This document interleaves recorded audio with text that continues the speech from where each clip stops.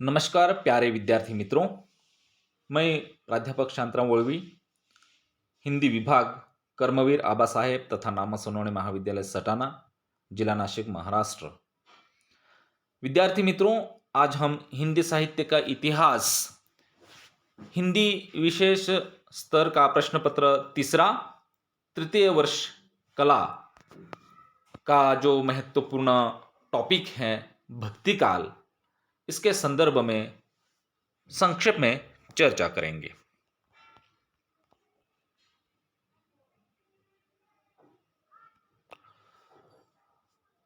विद्वानों ने हिंदी साहित्य के अध्ययन की सुविधा की दृष्टि से काल विभाजन और नामकरण किया है।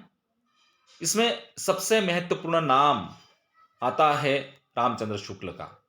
रामचंद्र शुक्ल ने भक्ति काल का जो समय है वो विक्रम संवत 1375 से 1700 तक माना है। वहीं हिंदी साहित्य के विद्वान संपादक लेखक डॉक्टर नगेंद्र 14वीं शताब्दी से 17वीं शताब्दी के मध्य तक भक्ति काल का समय मानते हैं।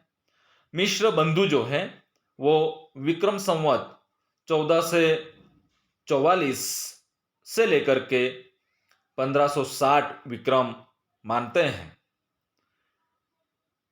गणपति चंद्र गुप्त हिंदी साहित्य की इतिहास में 1350 से 1500 के बीच का जो समय है वो भक्ति काल का मानते हैं। वहीं राम कुमार वर्मा 1375 से लेकर के 1700 तक रामचंद्र शुक्ल की मान्यता के अनुरूप स्वीकार करते हैं। नामकरण भी विद्वानों ने अपने अपने तरीके से इस समय जो रचनाएं उनके सामने आई, अपने दृष्टि से उन्होंने नामकरण करने की कोशिश की, जिसमें गणेश बिहारी, श्याम बिहारी और सुखदेव बिहारी, जिन्हें हम मिश्र बंधु नाम से जानते हैं, उन्होंने भक्ति काल को माध्यमिक काल का नाम दिया है। आचार्य रामचंद्र शुक्ल और डॉक्टर गणपति चंद्र गुप्त इसे पूर्व मध्य काल भी कहते हैं और दूसरा नाम उन्होंने भक्ति काल उपनाम विशेषता को मुख्य विशेषता को लेकर के भक्ति काल कहा है। किंतु सीधा सीधा राम कुमार वर्मा और आचार्य हजारी प्रसाद द्विवेदी सीधा सीधा इसे भक्ति काल नाम से ही अभिहित करते हैं। आगे बढ़े। भक्ति काल का परिचय संक्षेप में हम देखें। भक्ति शब्द की व्युत्पत्ति संस्कृत के भज धातु से हुई है, जिसका अर्थ है स्मरण करना या भजना, नमन करना। भक्ति के अलग अलग अर्थ हैं। दूसरा एक अर्थ है ईश्वर की पूजा करना, ईश्वर की वंदना करना, ईश्वर के प्रति प्रेम, अनुराग, आस्था निर्माण होती है। वहाँ पर आस्था, निष्ठा, श्रद्धा रखना, ईश्वर की उपासना करना आदि भी भक्ति के अन्य अर्थ हैं। यदि हम भारतीय दृष्टिकोण से बात करें तो सर्वप्रथम भक्ति शब्द और उसकी जो व्याख्या है वह श्वेत रूप निषद में सर्वप्रथम उसका उल्लेख और व्याख्या मिलती है। पुराणों में भारतीय जो पुराण हैं उन पुराणों में भक्ति का सर्वाधिक उल्लेख और विस्तार से मिलता है। यदि हम देखते हैं भारतीय जो मध्यकाल का जो भक्ति आंदोलन हुआ उसमें भक्ति का जो उदय है वह सर्वप्रथम दक्षिण भारत में देखने को मिलता है और फिर बाद में उत्तर भारत की ओर आता है। संपूर्ण भारतवर्ष में भक्ति आंदोलन के प्रवर्तक के रूप में आचार्य रामानंद को माना जाता है। उनके संदर्भ में पंक्ति ये प्रसिद्ध है, भक्ति द्रविड़ उपजी लाए रामानंद। दक्षिण में वैष्णवों को आलवार संत कहा जाता था और शैवों को नायनमार। आलवार जो ग्रंथ है उसमें दिव्य प्रबंधन नाम का जो है वो आलवार ग्रंथ हैं जिनमें 400 से अधिक पद मिलते हैं और आलवार अलवारों की जो संख्या है वो 12 संतों को माना जाता है और उनमें अलवारों में दक्षिण की मीरा के नाम से प्रसिद्ध आंडाल नाम की एक महिला संत कवयित्री भी हैं जिनका विशेष उल्लेख करना यहाँ आवश्यक है। भक्ति आंदोलन जो भारतवर्ष में अ, देखने को मिला वो एक अलग तत्कालीन जो भारतीय समाज है, तत्कालीन जो भारतीय परिवेश है उसमें एक एक ऊर्जा देने का काम, एक अंधकार से बाहर निकालने का काम इस भक्ति आंदोलन ने किया, उन भक्तों ने किया, ऐसा विद्वानों का मानना है। जिसमें जॉर्ज ग्रियर्सन कहते हैं, ईसा की दूसरी तीसरी शताब्दी में कुछ ईसाई मद्रास आकर बस गए थे जिनके प्रभाव से भक्ति का विकास हुआ।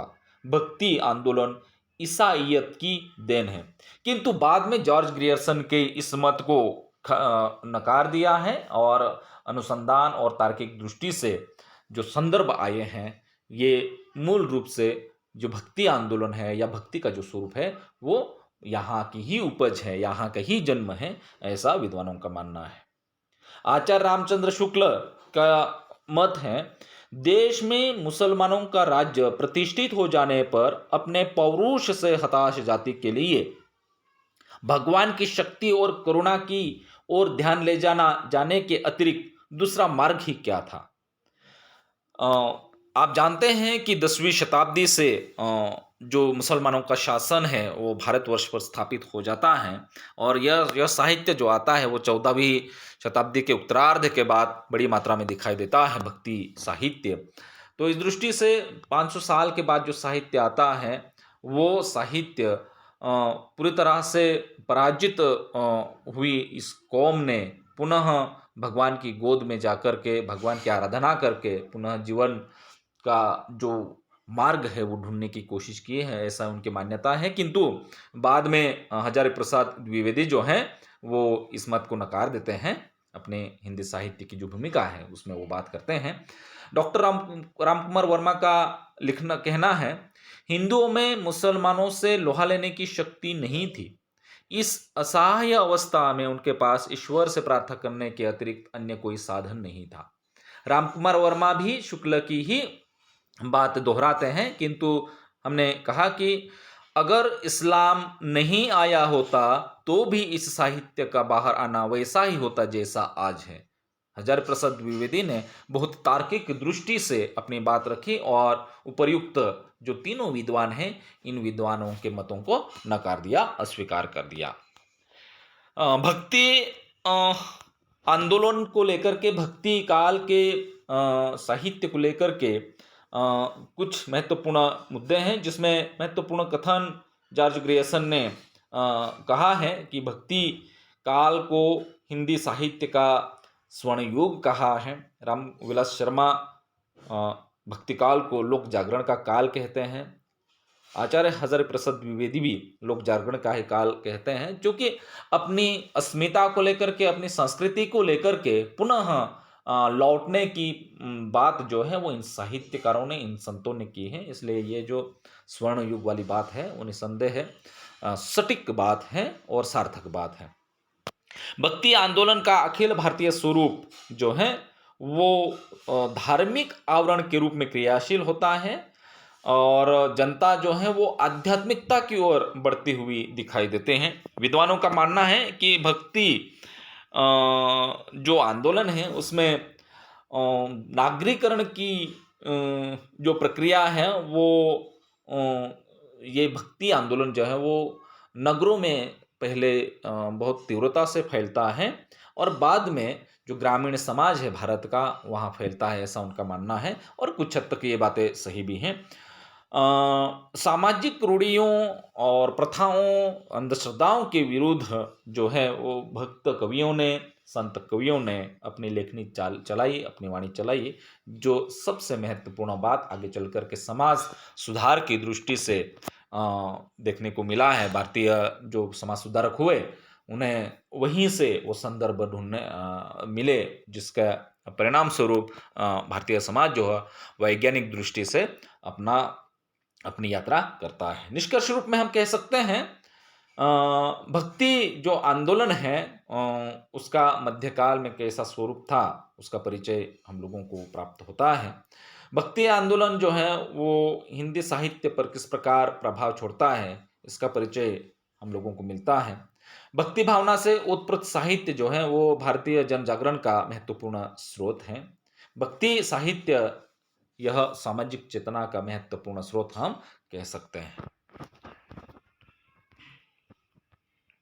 विस्तार से बात करने के लिए विद्यार्थी मित्रों, विस्तार से उसका अध्ययन करने के लिए कुछ संदर्भ ग्रंथ हैं जिसका अध्ययन हमें करना है। जिसमें हिंदी साहित्य के इतिहास जो है वो डॉक्टर नगेंद्र ने संपादित किया है, रामचंद्र शुक्ल का है, हजारी प्रसाद द्विवेदी का हिंदी साहित्य की भूमिका देखना आवश्यक है।